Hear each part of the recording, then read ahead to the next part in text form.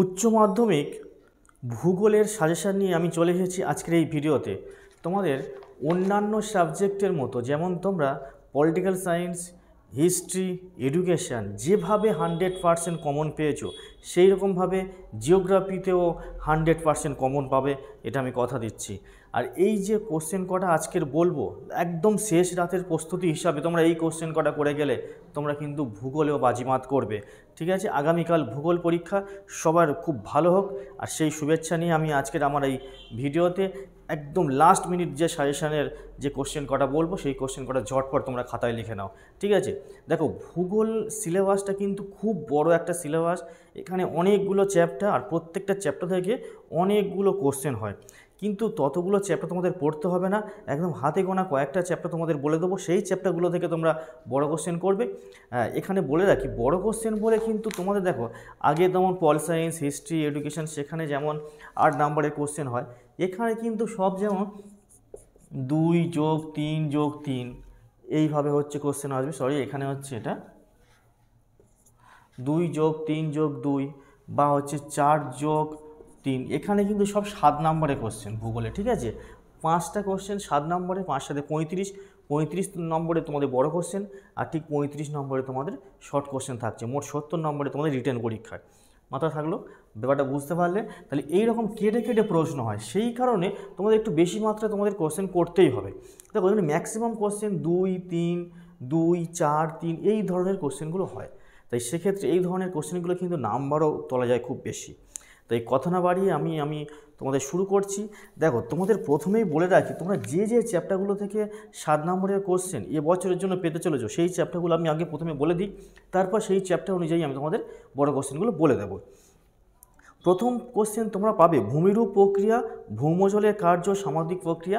এই পার্টটা থেকে তোমরা হচ্ছে এখান থেকে দুটো কোশ্চেন থাকবে, লিখতে হবে একটা। তারপর নেক্সট এখানে ক্ষয়কার্য, জল নিগম প্রণালী, এখান থেকেও দুটো মিক্স করে তোমাদের দুটো কোশ্চেন দেবে। ঠিক আছে, এই দুটো কোশ্চেনের থেকে তোমরা একটা কোশ্চেন পেয়ে যাচ্ছ। নেক্সট 2 নম্বর কোশ্চেন তোমরা যেটা পাচ্ছ, বায়ুমণ্ডলীয় গোলযোগ। এই বায়ুমণ্ডলীয় গোলযোগ, এখানে জলবায়ুর পরিবর্তন, জীববৈচিত্র্য এগুলো নিয়ে আছে, এখান থেকেও তোমাদের একটা শিওর করে কোশ্চেন পাচ্ছ এই পার্টটা থেকে। আর কৃষি পার্টটা সবচেয়ে ইম্পর্টেন্ট, যেখানে খুব কম পড়েও একটা শিওর করে তুমি এই নাম এখান থেকে পেতে পারো, একদম এখান থেকে প্রশ্ন আসবে এটা। এই কৃষি পার্টটা থেকে তোমরা কিন্তু ভালো করে করবে।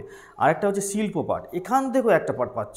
দেখো এই অর্থনৈতিক ভূগোলটা কিন্তু খুব ইম্পর্টেন্ট, অর্থনৈতিক ভূগোলের চ্যাপ্টারও কম, তাই এখান থেকে তোমরা খুব সহজে অল্প পড়ে বেশি নাম্বার তুলতে পারো।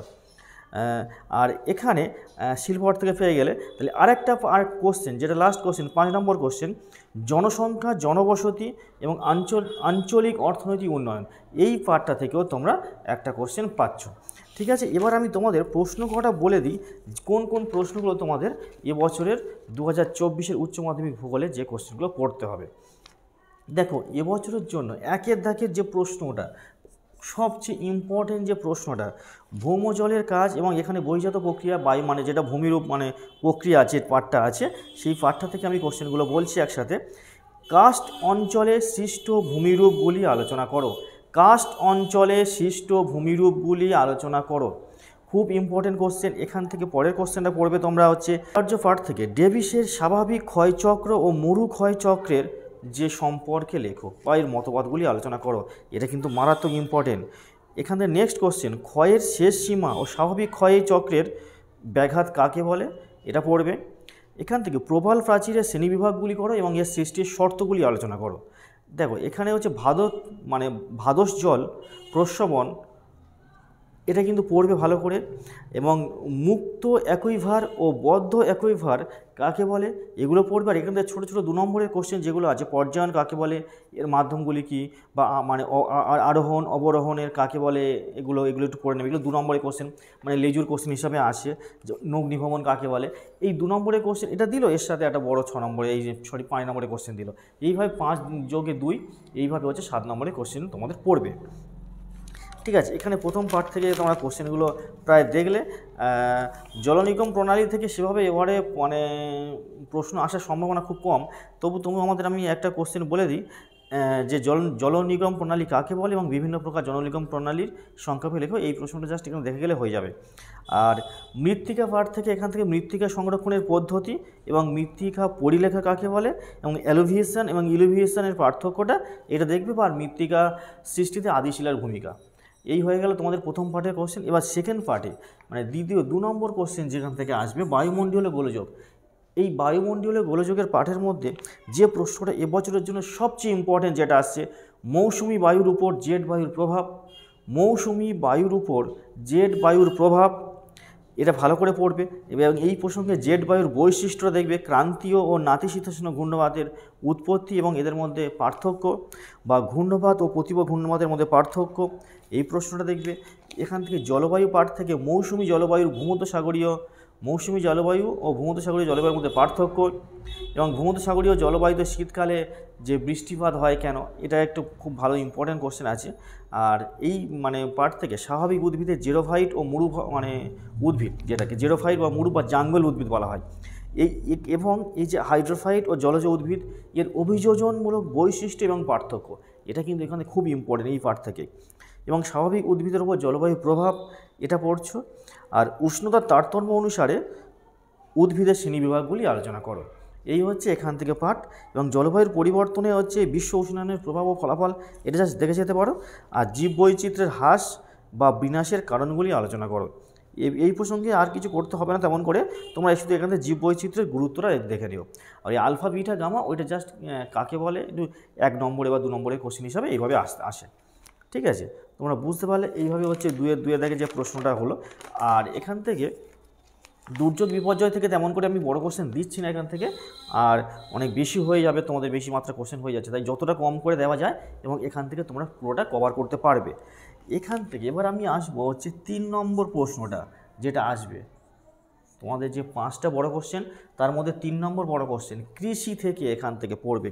সেটা হচ্ছে দক্ষিণ ভারতের, যাও কৃষি পাঠটা কিন্তু খুব ইম্পর্টেন্ট, শুধু কৃষি পাঠটা করলেই কিন্তু তোমরা এখান থেকে একটা বড় কোশ্চেন শিওর করে পেয়ে যাচ্ছ। দক্ষিণ ভারতের কফি চাষের উন্নতির কারণগুলি আলোচনা করো। শ্রীলঙ্কায় নারকেল চাষের উন্নতির কারণ কি? সবুজ বিপ্লবের সুফল ও কুফলগুলি আলোচনা করো। ভূমধ্যসাগরীয় অঞ্চলে ফল উৎপাদন বিখ্যাত কেন? ব্যাপক কৃষি প্রধানত রপ্তানি ভিত্তিক হওয়ার কারণ কি?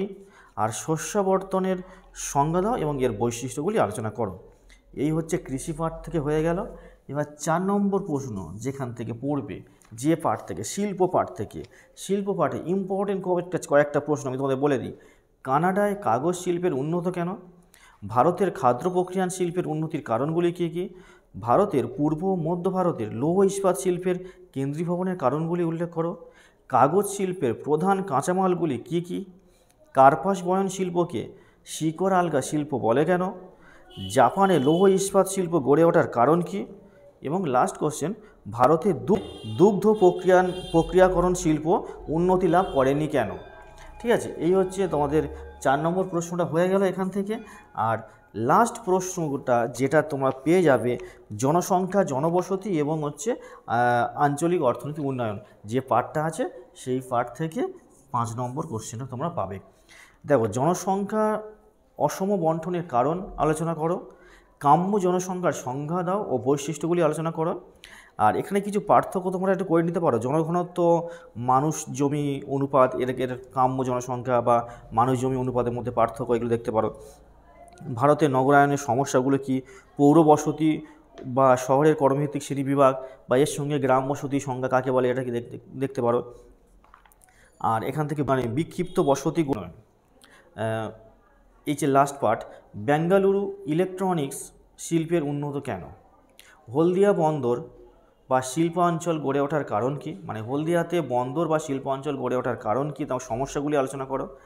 আর এখানে কিছু পার্থক্য দিয়ে দিই, ক্ষুদ্র অঞ্চল ও বৃহৎ অঞ্চল, মানে যেটা ম্যাক্রো ও মাইক্রো অঞ্চলের মধ্যে পার্থক্য, এইগুলো একটু জাস্ট দেখে যাবে। এই হচ্ছে প্রশ্ন। এখান থেকে কিন্তু তোমরা 5টা কোশ্চেন 7 নম্বরে পেয়ে যাচ্ছ, 5 7 35, এই জায়গা থেকে খুব ইম্পর্টেন্ট। আর তোমাদের বলবো তোমরা যত পারো অর্থনৈতিক পার্ট থেকে কিন্তু তোমরা 35 নম্বর থাকবে, আর তোমাদের প্রথম পার্ট যেটা হচ্ছে প্রাকৃতিক ভূগোল এবং আঞ্চলিক, ওখান থেকে কিন্তু 35 থাকবে। এইভাবে দুটো পার্টে 35 35 মোট 70 তোমরা লিখে আসতে পারবে। তবে তোমরা যতটা পারবে আঞ্চলিক ভূগোলটা ছেড়ে তোমরা হচ্ছে অর্থনৈতিক ভূগোলটা যদি বেশি করে করো, তাহলে অর্থনৈতিক ভূগোল থেকে কিন্তু খুব অল্প পড়ে তোমরা বেশি নাম্বার পেতে পারো। ঠিক আছে, দেখা হচ্ছে নেক্সট ভিডিওতে। ততক্ষণ ভালো থাকবে আর টেক কেয়ার। যারা নতুন দেখো তারা অবশ্যই সাবস্ক্রাইব করবে আর কমেন্ট করবে, কিন্তু কমেন্ট করে জানাবে কেমন ভিডিওটা লাগলো। তোমরা কিন্তু কমেন্ট করছো না, কমেন্ট অবশ্যই করবে, আর একটা লাইক তো অবশ্যই পেতে পারি। ঠিক আছে, এই লাইক করলে কিন্তু আমরা আরও মোটিভেটেড হই আরও নেক্সট ভালো ভালো ভিডিও তোমাদের কাছে পৌঁছে দেওয়ার জন্য। ঠিক আছে, ততক্ষণ ভালো থেকো, টেক কেয়ার।